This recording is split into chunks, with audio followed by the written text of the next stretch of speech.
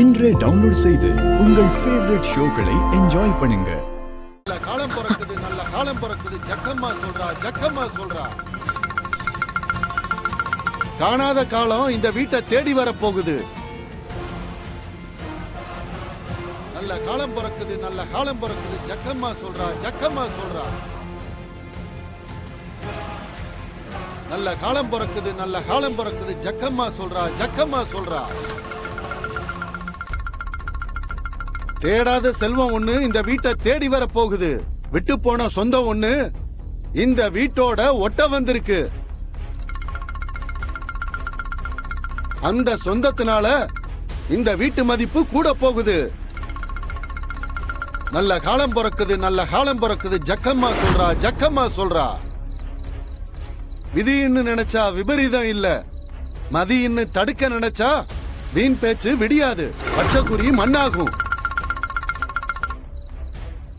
கடவுள் கொடுத்த சொந்தத்தை கண்ணியமா ஏத்துக்கிட்டா 7 ஜென்ம புண்ணியம் உண்டாகும். நல்ல காலம் பிறக்குது, நல்ல காலம் பிறக்குது, ஜக்கம்மா சொல்றா, ஜக்கம்மா சொல்றா.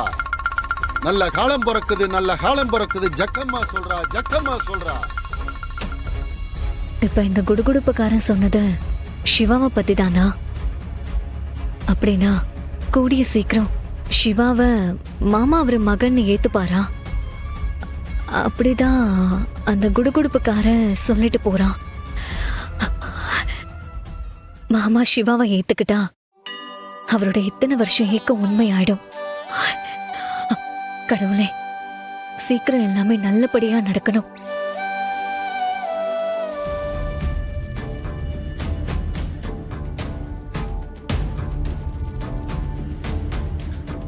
ஐலி,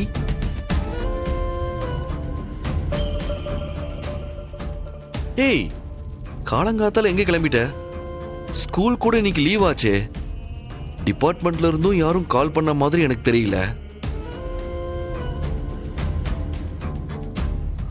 ஐலி, என்ன சிவா? என்னவா? உன்கிட்ட தான் நான் இவ்வளவு நேரமா பேசிட்டு இருக்கேன். அம்மா, நீ என்ன யோசிச்சுட்டு இருக்க? ஒண்ணும் இல்ல, சும்மாதான். ஆமா, நீங்க என்ன கேட்டீங்க? சரியா போச்சு, காலையிலேயே கிளம்பிட்டியே, எங்கன்னு கேட்டேன். அது அது ஒரு முக்கியமான வேலை. நான் போயிட்டு வந்துடுறேன். இரு இரு இரு, என்ன வேலை?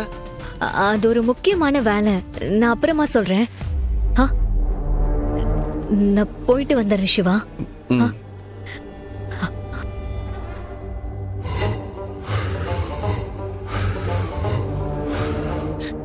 என்னாச்சு இவளுக்கு?